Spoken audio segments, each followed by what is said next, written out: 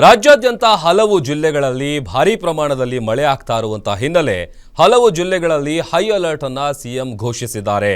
ಇನ್ನು ಮುನ್ನೆಚ್ಚರಿಕಾ ಕ್ರಮ ಕೈಗೊಳ್ಳುವುದಕ್ಕೆ ಡಿಸಿಗಳಿಗೆ ಸಿದ್ದರಾಮಯ್ಯ ಅವರು ಸೂಚನೆ ಕೊಟ್ಟಿದ್ದಾರೆ.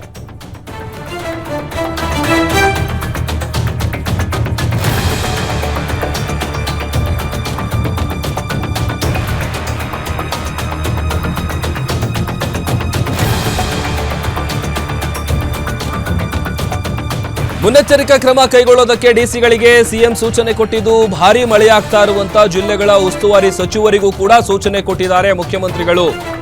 ಅಗತ್ಯ ಮುನ್ನೆಚ್ಚರಿಕಾ ಕ್ರಮ ಕೈಗೊಳ್ಳುವಂತೆ ಕೊಟ್ಟಿರುವಂತಹ ಸೂಚನೆ ಇದು. ಪ್ರವಾಹದ ಭೀತಿ ಇದ್ರೆ ಬೇರೆ ಕಡೆ ತೆರಳುವಂತೆ ಕರೆ ಕೊಡಲಾಗಿದೆ. ಆಮೇಲೆ ಡಿಸಿ ಬಳಿ ಇರುವಂತಹ ಎಮರ್ಜೆನ್ಸಿ ಫಂಡ್ ಅನ್ನ ಬಳಸಿಕೊಳ್ಳಿ ಅನ್ನುವಂತ ಸೂಚನೆ ಕೂಡ ಕೊಡಲಾಗಿದೆ. ಜಿಲ್ಲೆಯಲ್ಲಿ ಠಿಕಾಣಿ ಹೂಡಬೇಕು ಉಸ್ತುವಾರಿ ಸಚಿವರು, ಯಾವುದೇ ರೀತಿಯಾದಂತಹ ತೊಂದರೆ ಆಗಬಾರ್ದು, ಮುನ್ನೆಚ್ಚರಿಕಾ ಕ್ರಮಗಳನ್ನು ಕೈಗೊಳ್ಳಿ ಅಂತೇಳಿ ಒಂದ್ ಕಡೆ ಡಿಸಿಗಳಿಗೆ, ಅದರ ಜೊತೆಗೆ ಉಸ್ತುವಾರಿ ಸಚಿವರು ಯಾರಿರ್ತಾರೆ ಆ ಜಿಲ್ಲಾ ಉಸ್ತುವಾರಿ ಸಚಿವರ ಹೆಗಲಿಗೂ ಕೂಡ ಜವಾಬ್ದಾರಿಯನ್ನ ವಹಿಸಿದ್ದಾರೆ ಸಿಎಂ ಸಿದ್ದರಾಮಯ್ಯ ಅವರು. ರಾಜ್ಯಾದ್ಯಂತ ಹಲವು ಜಿಲ್ಲೆಗಳಲ್ಲಿ ಭಾರೀ ಪ್ರಮಾಣದಲ್ಲಿ ಮಳೆ ಆಗ್ತಾ ಇದೆ. ಮಳೆಯಿಂದಾಗಿ ಜನಜೀವನ ಅಸ್ತವ್ಯಸ್ತಗೊಂಡಿದೆ. ಅದರ ಜೊತೆಗೆ ಬೇರೆ ಬೇರೆ ತರದ ಸಮಸ್ಯೆಗಳು ಕೂಡ ಮಳೆಯಿಂದಾಗಿ ನಾನಾ ತೊಂದರೆಗಳಾಗುತ್ತೆ. ಹಾಗಾಗಿ ಯಾವುದೇ ರೀತಿಯಾದಂಥ ತೊಂದರೆ ಆಗಬಾರ್ದು, ಮುನ್ನೆಚ್ಚರಿಕಾ ಕ್ರಮಗಳನ್ನು ತೆಗೆದುಕೊಳ್ಳಿ ಅಂತ ಜಿಲ್ಲಾಧಿಕಾರಿಗಳಿಗೆ ಸೂಚಿಸಿದ್ದಾರೆ ಸಿದ್ದರಾಮಯ್ಯ. ಅದರ ಜೊತೆಗೆ ಉಸ್ತುವಾರಿ ಸಚಿವರಿಗೂ ಕೂಡ ಸೂಚನೆಯನ್ನ ಕೊಟ್ಟಿದ್ದಾರೆ.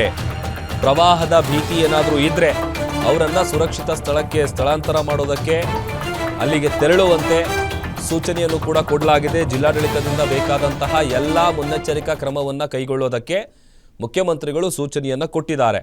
ಆಮೇಲೆ ಒಂದು ವೇಳೆ ಅಲ್ಲಿ ಮಳೆ ಏನಾದರೂ ಜಾಸ್ತಿ ಆಗ್ತಾ ಇದ್ರೆ ಅಂಥ ಭಾಗದಲ್ಲಿ ಶಾಲಾ ಕಾಲೇಜುಗಳಿಗೂ ಕೂಡ ರಜೆ ಕೊಡುವಂಥ ವಿಚಾರವಾಗಿ ನಿರ್ಧಾರವನ್ನು ಡಿಸಿಗಳು ತೆಗೆದುಕೊಳ್ತಾರೆ. ಆಮೇಲೆ ಈ ಎಮರ್ಜೆನ್ಸಿ ಫಂಡ್ ಏನಿರುತ್ತೆ, ಡಿಸಿ ಬಳಿ ಇರುವಂಥ ಎಮರ್ಜೆನ್ಸಿ ಫಂಡ್, ಅದನ್ನು ಯೂಸ್ ಮಾಡ್ಕೊಳ್ಳಿ ಅನ್ನುವಂಥ ಸೂಚನೆಯನ್ನು ಕೂಡ ಸಿಎಂ ಸಿದ್ದರಾಮಯ್ಯ ಅವರು ಕೊಟ್ಟಿದ್ದಾರೆ.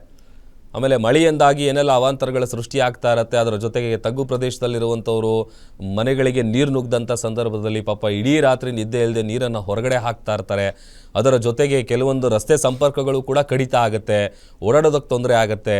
ಆಮೇಲೆ ಇನ್ನೂ ಕೆಲವು ಕಡೆ ಅಂತೂ ನೀರಿನ ಪ್ರಮಾಣ ಜಾಸ್ತಿ ಆದಾಗ ಪ್ರವಾಹದ ಭೀತಿ ಕೂಡ ಕಾಡ್ತಾ ಇರುತ್ತೆ.